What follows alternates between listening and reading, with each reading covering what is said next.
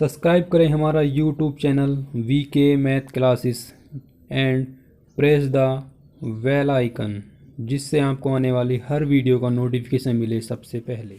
Hello friend, मैं हूं विनीत कुमार। स्वागत है आपका मेरे YouTube channel VK math classes में। आज मैं आपको बताऊंगा कि तीन बिंदुओं से त्रिभुज के परिवृत्त का समीकरण किस प्रकार से ज्ञात करते हैं। इससे पहले मैं वृत्त की 2 वीडियो और बना चुका हूं, उनका लिंक आपको डिस्क्रिप्शन बॉक्स में मिल जाएगा या उन वीडियो को आप मेरे चैनल की प्लेलिस्ट में जाकर भी देख सकते हैं। तो आइए शुरू करते हैं। पहला क्वेश्चन है, उस त्रिभुज के परिवृत्त का समीकरण ज्ञात कीजिए जिसके शीर्ष निम्न है। पहला पॉइंट दे रखा है 6,0, दूसरा है 0,6, तीसरा है 7,7। हमें त्रिभुज के परिवृत्त का समीकरण ज्ञात करना है। तो इसके लिए हम क्या करेंगे, पहले वृत्त का व्यापक समीकरण मानेंगे। तो माना वृत्त का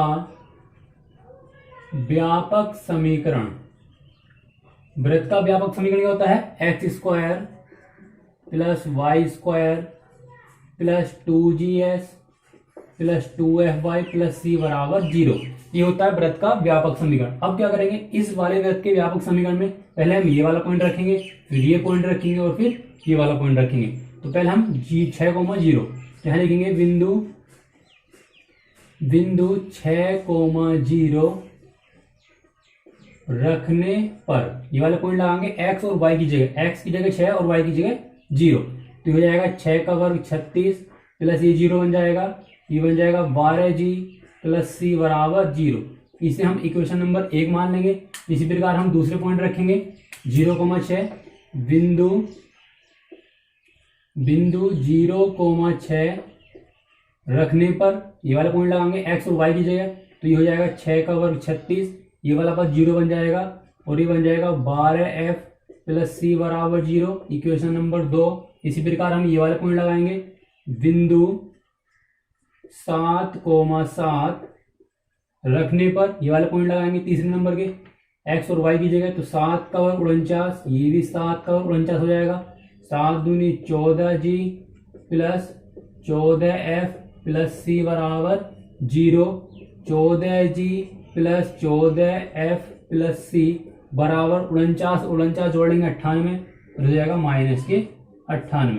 अब ये 3 समीकरण बन गई। अब इन तीनों समीकरणों को हम हल करना है। हल करने के बाद यहाँ से g f c की वैल्यू निकालनी है। तो हम क्या करेंगे, समीकरण 1 व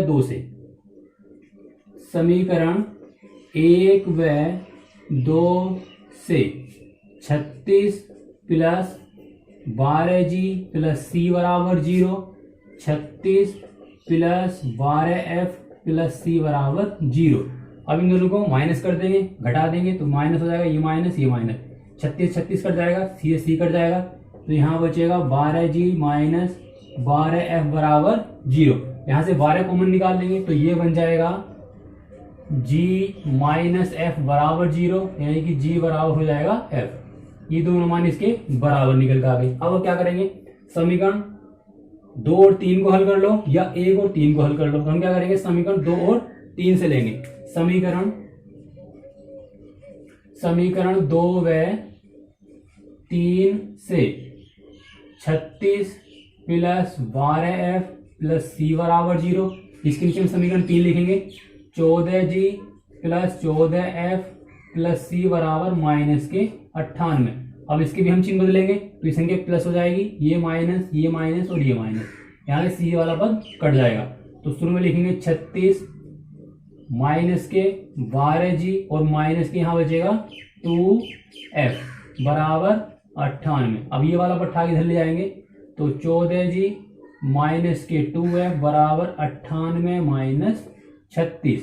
अब ये वाला पद आपस में घट जाएगा और हमें पता है कि g बराबर क्या है, f। तो हम g के स्थान पर f भी लगा सकते हैं, f की जगह g लगा सकते हैं। तो हम क्या करेंगे, इस g के स्थान पर f लगा देंगे। तो ये बन जाएगा -14f और -2f बराबर। अब इन दोनों को माइनस कर लेंगे तो 8 में 6 आएगा, तो यहाँ बचेगा 2 और यहाँ बचेगा 62। तो ये हो जाएगा -16f = 62। 2 से काट देंगे 8 बार, 2 से कट जाएगा 31 बार। तो f बराबर आएगा -31/8। तो जो f का मान है वही g का मान होगा, क्योंकि दोनों मान के आपस में बराबर है। अब हमें c की वैल्यू और निकालनी। c की वैल्यू हम समीकरण 1 से निकाल लेंगे। तो यहाँ लिखेंगे चूंकि 36 + 12g + c = 0, तो 36 - 12 गुणा जी की वैल्यू माइनस के 31/8 प्लस सी बराबर 0। 4 से काटेंगे, 4 दूनी 8 और 4 तिया 12 और 4 दूनी 8। तो 36 माइनस 3 की इसमें गुणा कर देंगे तो हो जाएगा 93/2 प्लस सी बराबर 0। इसी प्रकार से इन दोनों का एलसीएम लेके सोल्व कर लेंगे।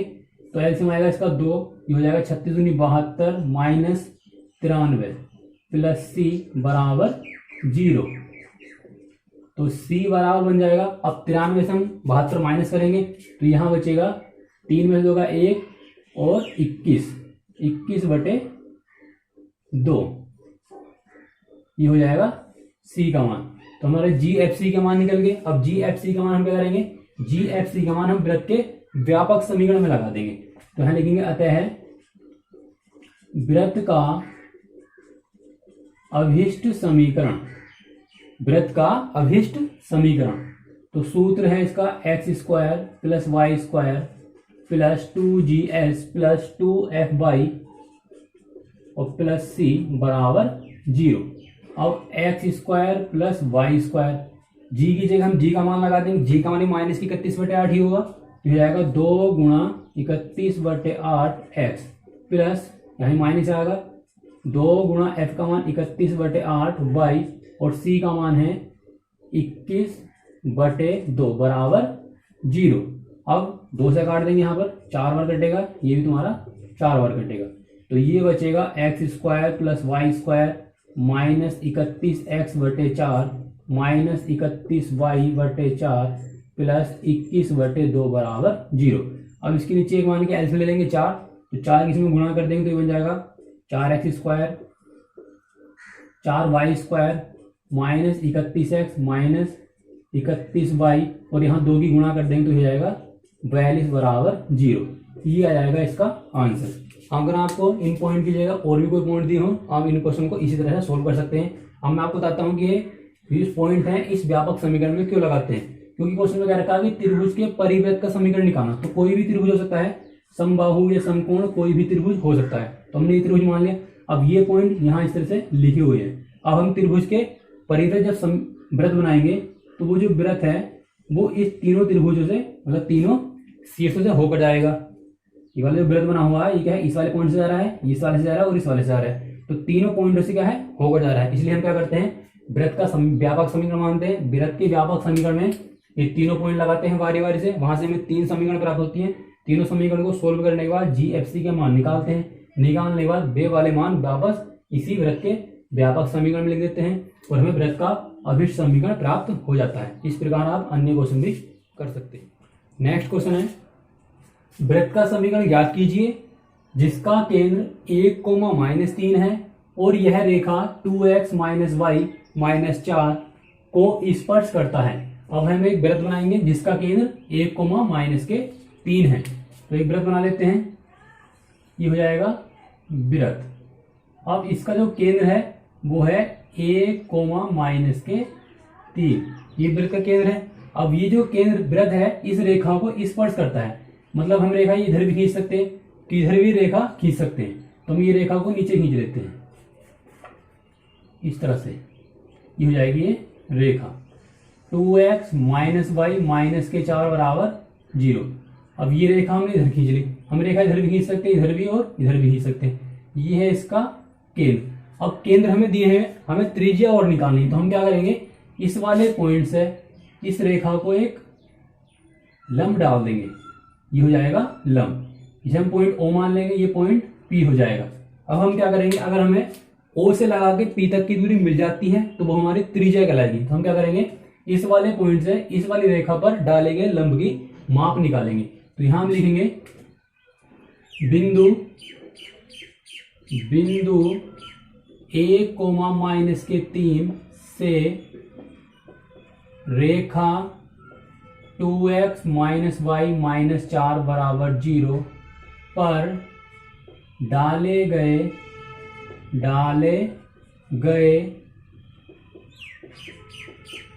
लंब की माप या लंबिक दूरी भी कह सकते हैं, लंब की माप। अब सूत्र होता है इसका D बराबर AX plus B Y plus C बटे अंडर रूट ए स्क्वायर प्लस बी स्क्वायर, ये सूत्र होता है। अब x की जगह ये वाला मान और y की जगह ये वाला मान। अब ए बी सी के स्थान पर a की जगह लगेगा, b की जगह 1 लगेगा और c की जगह -4 लगेगा। ये वाले सूत्र हम इस वाले में लगा देंगे। तो a का मान क्या है 2, तो 2 गुणा x का मान 1 प्लस b का मान -1, तो ये -1 हो जाएगा, गुणा y का मान -3, c का मान -4 बटे under root A square, a का मान 2 और b का मान है 1, तो 2 का वर्ग और प्लस -1 का वर्ग। इस d की जगह हम r भी लिख सकते हैं, जिसे हम r लिख लेते हैं। तो r बराबर हो जाएगा 2 माइनस प्लस 2, 3 का 3 -4 बटे अंडर रूट 4 प्लस 1 ये हो जाएगा 5, तो r बराबर 3 और 2 5, तो ये हो जाएगा 1 बटे अंडर रूट 5, ये हो जाएगा r का मान। अब r का मान भी आ गया हमारे पास और केंद्र भी दे रखे हैं। अब हम निकाल देंगे वृत्त का व्यापक अभिष्ट समीकरण। अतः वृत्त का अभिष्ट समीकरण, वृत्त का अभिष्ट समीकरण, तो सूत्र कौन सा लगेगा, x माइनस एच का whole square plus y minus k का होल स्क्वायर बराबर ए स्क्वायर हो या आर स्क्वायर हो। ये सूत्र हम तब लगाते हैं जब हमें केंद्र ज्ञात हो और त्रिज्या पता हो।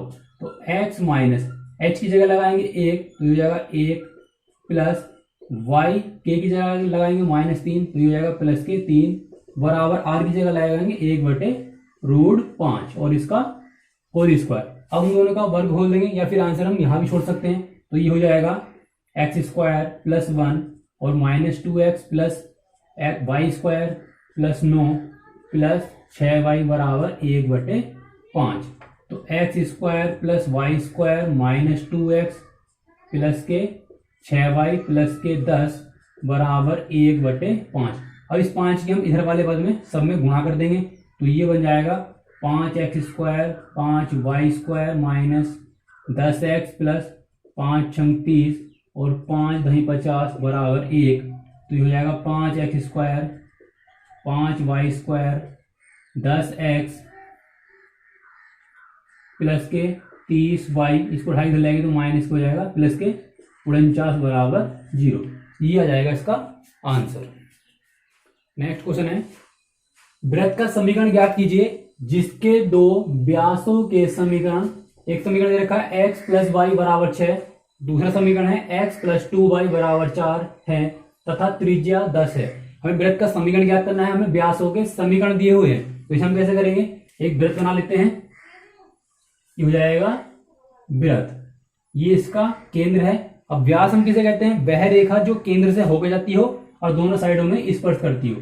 तो ये जो रेखा ये क्या कहलाएगी, वृत्त का व्यास कहलाएगी, क्योंकि दोनों सिरों पर स्पर्श करती है और केंद्र से होकर जा रही है, तो कहलाएगी व्यास। अब एक व्यास ये हो गया और एक व्यास हम खींच लेंगे इस तरह से। इन व्यासों के समीकरण दिए हुए हैं। पहले वाले व्यास का समीकरण मान लिया हमने x प्लस वाई बराबर 6, ये पहला समीकरण हो गया। दूसरा दे रखा है x प्लस 2y बराबर 4, ये दो समीकरण दे रखे हैं। हम इन दोनों को हल करने के बाद जो ये वाले पॉइंट निकल के आएंगे, जहां ये दोनों समीकरण एक दूसरे को काट ली हैं, यहां निकल के आएंगे वृत्त के केंद्र, इसे हम O मान लेंगे। तो समीकरण 1 व 2 से हम इन दोनों को सोल्व करेंगे। समीकरण 1 व 2 से, समीकरण 1 व 2 से x प्लस वाई बराबर 6 और x प्लस 2y बराबर 4, जो माइनस ये माइनस ये माइनस ये इससे कट जाएगा, तो ये बचेगा माइनस के y बराबर 2, तो y का मान आ जाएगा माइनस के 2। अब ये y का मान चाहे समीकरण 1 में लगा दो या 2 में लगा दो, हम समीकरण 1 से ले रहे हैं। x प्लस वाई बराबर 6, x y की जगह लगाएंगे माइनस के 2 बराबर 6, तो x बराबर 6 प्लस 2, तो x बराबर आ जाएगा 8। अतः केंद्र कह सकते हैं या प्रतिच्छेद बिंदु कह सकते हैं, प्रतिच्छेद बिंदु ये निकल का आए हैं माइनस के 2,8, ये वाले पॉइंट निकल का आगे माइनस के 2,8। अब केंद्र हमारे पास आ गए और त्रिज्या हमें दी हुई है 10। अब हम निकालेंगे वृत्त का अभीष्ट समीकरण। अतः वृत्त का अभीष्ट समीकरण, तो x माइनस एच का whole square plus y minus k का होल स्क्वायर बराबर आर स्क्वायर या ए स्क्वायर। एच के स्थान पर माइनस के 2 लगाएंगे तो ये हो जाएगा प्लस के 2 का whole square plus y minus 8 बराबर आर का मान है 10, और ये हो जाएगा 10 का वर्ग। इसका वर्ग खोल देंगे तो एक्स स्क्वायर 2 का वर्ग 4 और plus 4x plus y square 8 का वर्ग हो जाएगा 64 माइनस 8 दूनी 16 बाई बराबर 10 का वर्ग 100।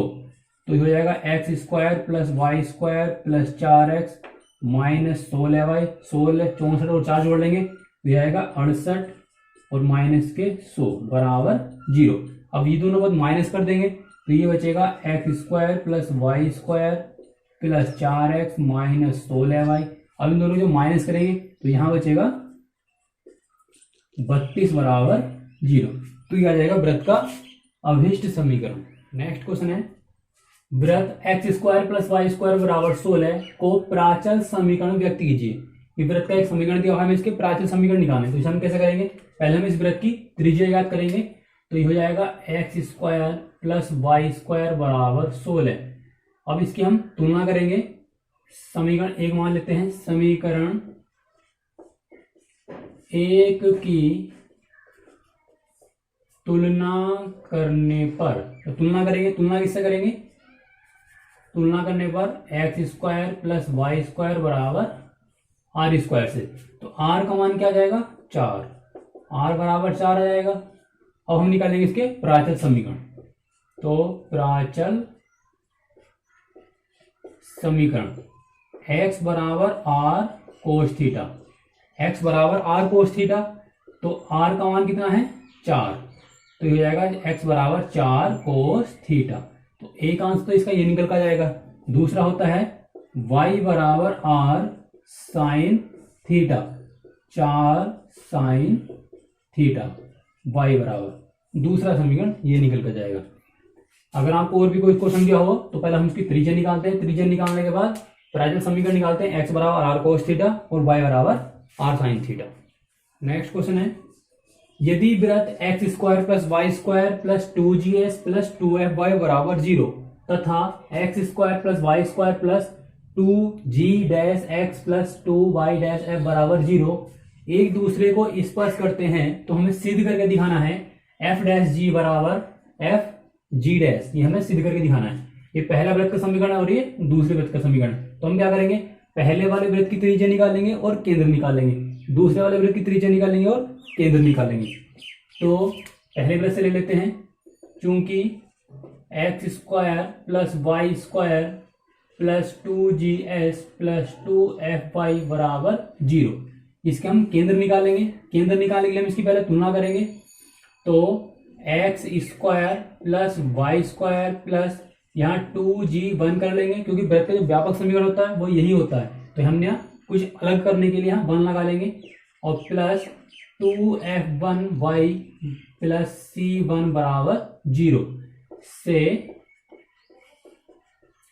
तुलना करेंगे।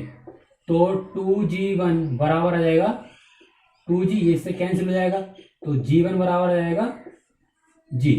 इसी प्रकार 2f1 बराबर आ जाएगा 2f, 2 से 2 कट जाएगा, तो f1 बराबर आ जाएगा f। और यहाँ पर c का कोई मान ही नहीं दिया हुआ है, तो यहाँ c1 बराबर हो जाएगा 0। अब हम इसके केंद्र निकालेंगे। केंद्र बराबर माइनस के g1 कोमा माइनस के f1, g का मान g, तो g कोमा f, ये हो जाएंगे इसके केंद्र। अब हम इसकी त्रिज्या निकालेंगे। तो त्रिज्या r1 बराबर under root G square plus F square plus C square, G की जगह जी, एफ की जगह एफ और सी का मान है 0, तो ये आएगा जी स्क्वायर प्लस एफ स्क्वायर। ये हो जाएगी पहले वाले वृत्त के केंद्र ये है और त्रिज्या ये निकल कर आ गई। इसी प्रकार से हम वृत्त नंबर 2 है इसके भी केंद्र निकालेंगे और त्रिज्या निकालेंगे। तो वृत्त यहां लिख लेते हैं दूसरे वृत्त से, दूसरे वृत्त से केंद्र क्या निकल आएंगे, इसके दूसरे वृत्त से केंद्र निकल आएंगे माइनस के जी डैश कोमा माइनस के एफ डैश, माइनस के जी डैश कोमा माइनस के एफ डैश। त्रिज्या R2 बराबर अंडर रूट हो जाएगा G dash square plus F dash square और प्लस सी का मान क्या होगा 0। दोनों के हमने त्रिज्या निकाले और केंद्र निकाले। और हम जानते हैं वीडियो के पार्ट 1 में मैंने आपको बताया था, उसमें मैंने सिद्ध करके दिखाया था कि दो वृत्त एक दूसरे को स्पर्श करते हैं। और इसमें क्या करेंगे, दोनों वृत्त एक दूसरे को स्पर्श करते हैं और हमें सिद्ध करके दिखाना है, ये आना चाहिए। अगर दोनों वृत्त एक दूसरे को स्पर्श करते हैं तो हम क्या करते हैं, R1 प्लस R2 बराबर D लगा देते हैं। D का मतलब होता है केंद्रों के बीच की दूरी। तो सूत्र यहां पर लिखेंगे, L लिखते हैं, चूंकि या सिद्ध करना है, सिद्ध तो हमें ये वाला करना है, यहां लिख देंगे R1 प्लस R2 बराबर D। और D का मतलब है केंद्रों के बीच की दूरी, केंद्रों के बीच की दूरी। तो R1 का मान कितना है, under root G square plus F square plus R2 का मान है G dash square plus F dash square बराबर D का मतलब है दोनों जो केंद्र हैं इनके बीच की दूरी। और केंद्रों के बीच की दूरी हो या दो बिंदुओं के बीच की दूरी हो, सूत्र होता है इसका ये x1 माइनस x2 का whole square plus y1 minus y2 का होल स्क्वायर, ये सूत्र होता है इसका। ये वाला मान बिल्कुल ऐसे ही रहेगा, under root G square plus F square plus under root G dash square plus F dash square बराबर अंडर रूट x1 y1। ये हो जाएगा x1 y1 और x2 y2। इनमें देख देख के मान लगा देंगे सूत्र में, तो ये हो जाएगा माइनस के जी minus minus plus G dash का स्क्वायर प्लस माइनस के एफ और प्लस के एफ डैश का स्क्वायर। अब हम क्या करेंगे, दोनों साइड में रूट लगा हुआ है तो दोनों साइडों का वर्ग करेंगे, वर्ग करने से रूट हट जाएगा। तो वर्ग करने पर जब वर्ग करेंगे इसे हम a समझेंगे और इसे b समझेंगे, तो यहाँ पर खुलेगा a प्लस बी का होल स्क्वायर और इसका वर्ग करने से रूट हट जाएगा। तो पहले वाली संख्या का वर्ग करेंगे, हो जाएगा जी स्क्वायर और प्लस एफ स्क्वायर प्लस इस वाली संख्या का वर्ग करेंगे तो G dash square plus F dash square plus ये हो गया a स्क्वायर, ये हो गया b स्क्वायर प्लस 2ab। अब a की जगह ये वाला पद और b की जगह ये वाला पद, तो ये हो जाएगा G square plus F square into under root ये वाला पद G dash square plus F dash square बराबर, जब इसका वर्ग करेंगे तो वर्ग करने से इसका रूट हट जाएगा। तो ये बन जाएगा माइनस के G plus G dash square plus minus F plus F dash का होल स्क्वायर। अब ये हो जाएगा G square plus F square plus G dash square plus F dash square plus 2।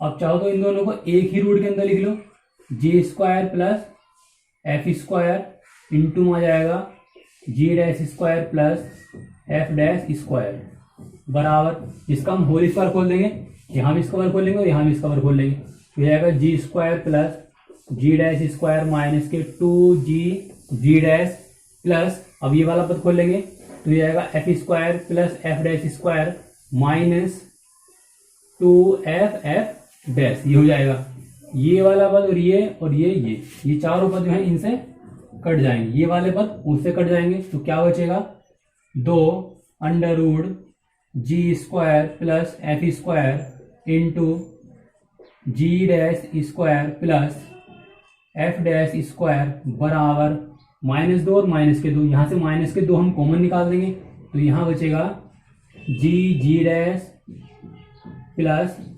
F dash, ये 2 से 2 भी कैंसिल हो जाएगा। अब इसका दोबारा से वर्ग करेंगे तो यहाँ लिखेंगे पुनः वर्ग करने पर या अगेन स्क्वायरिंग, तो दोनों साइडों का वर्ग करेंगे तो वर्ग करने से इसका रूट हट जाएगा, तो यहाँ बचेगा जी स्क्वायर एफ स्क्वायर और G dash square plus F dash square बराबर, इसका हम होल स्क्वायर खोलेंगे तो ये बन जाएगा G square G dash square plus F square F dash square plus दोनों की गुणा का दुगुना करेंगे तो ये A square B square plus 2ab, तो 2g डैश और प्लस एफ डैश। अब इन दोनों की गुणा करेंगे, पहले जी की दोनों पद में गुणा करेंगे तो जी square G dash square plus इस वाले पद की फिर इससे गुणा करेंगे तो जाएगा G square F dash square plus F की इसमें गुणा करेंगे तो जाएगा F square G dash square plus F dash F square और एफ डैश स्क्वायर बराबर में G square G dash square F square F dash square plus 2g dash F dash, ये वाले पता जाएंगे। अब हम क्या करेंगे, ये वाला पद इस वाले से कैंसिल हो जाएगा और ये वाला पद इस वाले पद से कैंसिल हो जाएगा। अब क्या बचेगा, इस वाला पद को हम उठा के इधर ले आएंगे तो जाएगा जी स्क्वायर और F dash square plus F square G dash square minus 2g dash और एफ डैश बराबर 0। अब हमें दिखाई दे रहा है, ये से हम ए समझ सकते हैं, A square B square minus 2ab, तो ये होल स्क्वायर बन गया। ये होल स्क्वायर बनेगा G F dash minus F G dash का होल स्क्वायर बराबर 0। अगर हम इसको सोल्व करेंगे तो वापस यही बन जाएगा, और जब हम इसका ऊपर हटाएंगे तो वो 0 चला जाएगा, 0 बन जाएगा। तो ये बन जाएगा जी एफ डैश माइनस जी डैश एफ बराबर 0। अब ये वाला पट्टा के हम इधर ले जाएंगे तो ये बन जाएगा एफ डैश जी बराबर एफ जी डैश बराबर कुछ। तो ये हमारे पास क्या है, क्वेश्चन प्रूव हो गया।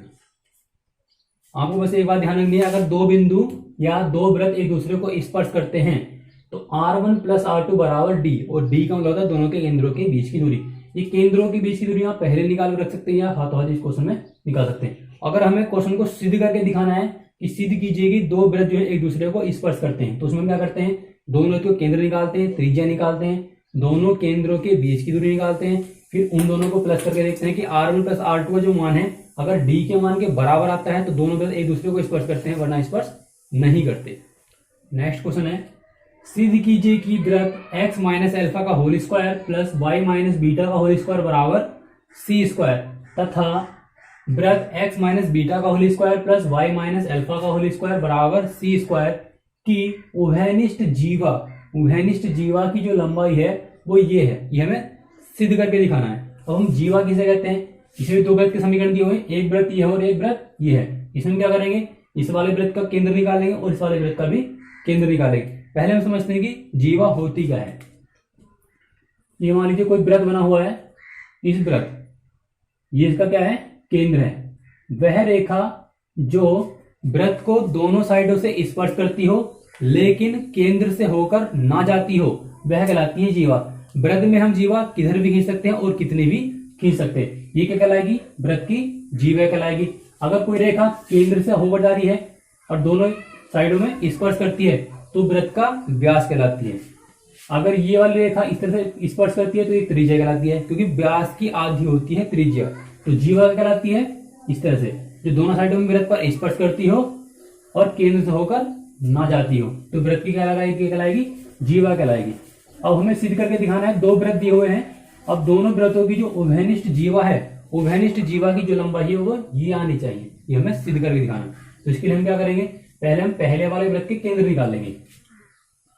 तो यहां लिखेंगे x माइनस एल्फा का whole square plus y minus beta का होल स्क्वायर बराबर c स्क्वायर। आपको मैंने 3-4 टाइप के फॉर्मूले लिखवाए हैं। अब जिस टाइप का भी फॉर्मूला दिया होगा उसी टाइप के सूत्र से हम इसकी तुलना करके केंद्र और त्रिज्या ज्ञात करते हैं। इसमें क्या करेंगे, समीकरण मान लेते हैं। समीकरण 1 की तुलना किससे करेंगे, जिस टाइप का समीकरण होगा इसकी तुलना करेंगे। x माइनस एच का whole square plus y minus k का होल स्क्वायर बराबर r स्क्वायर या a स्क्वायर। तो h का मान क्या आ जाएगा, एल्फा, h बराबर एल्फा और k बराबर जाएगा बीटा और c बराबर r बराबर जाएगा c, r बराबर c। तो केंद्र क्या बनेंगे, h कोमा k, तो एल्फा कोमा बीटा और r का मान आपको दिया ही हुआ है, त्रिज्या दी हुई है। इसी प्रकार हम दूसरे वाले वृत्त के, इसी प्रकार दूसरे वृत्त से लेंगे तो उसके केंद्र क्या निकल आएंगे, केंद्र आएंगे बीटा कोमा एल्फा और जो त्रिज्या है यानी कि r का मान वो c है। अब दोनों के हमने केंद्र निकाल लिया और त्रिज्या निकाल ली। अब हमें कह रहा है कि दोनों वृत्तों की उभयनिष्ठ जीवा। अब हम क्या बनाएंगे, इसका चित्र बना लेते हैं। एक वृत्त ये हो जाएगा और एक वृत्त ये हो जाएगा। अब ये दोनों वृत्त एक दूसरे को अंतः स्पर्श करेंगे क्योंकि उभयनिष्ठ जीवा, तो दोनों में कॉमन होना चाहिए। तो हम क्या करेंगे, ये हमने एक जीवा खींच ली, हमें इस जीवा की लंबाई निकालनी, जीवा की लंबाई क्या है। अब हम इस वाले वृत्त का केंद्र और इस वाले वृत्त का केंद्र, इसे हमने मान लिया O, इसे हमने मान लिया O डैश। अब क्या करेंगे, इस वाले पॉइंट को हम इससे मिला लेंगे, इस वाले केंद्र को। इसके केंद्र क्या है, इसके केंद्र है alpha comma beta, alpha comma beta, इसके हैं बीटा कोमा अल्फा। एक केंद्र ये हो गए, दूसरे केंद्र ये हो गए। अब हमें क्या करना है, त्रिज्या बना लेते हैं इसकी, इसको इस तरह मिला लेते हैं, ये त्रिज्या हो जाएगी वृत्त की और ये भी त्रिज्या हो जाएगी। त्रिज्या कितनी है C, तो ये वाली भी क्या होगी C होगी। अब हम क्या करेंगे, ये पॉइंट O है, ये वाला पॉइंट O है और ये पॉइंट O डैश है। अब इसे हम मान लेते हैं P, इसे मान लेते हैं Q और इसे मान लेंगे R। हमें क्या करना है, हमें निकालनी है PR। PR की जो लंबाई है वो ये आनी चाहिए। तो हम क्या करेंगे, पहले ये लंबाई निकाल लेंगे O डैश कितनी है। O डैश की लंबाई कैसे निकालेंगे, इस वाले पॉइंट की और इस वाले पॉइंट के बीच की दूरी ज्ञात करेंगे। तो अल्फा कोमा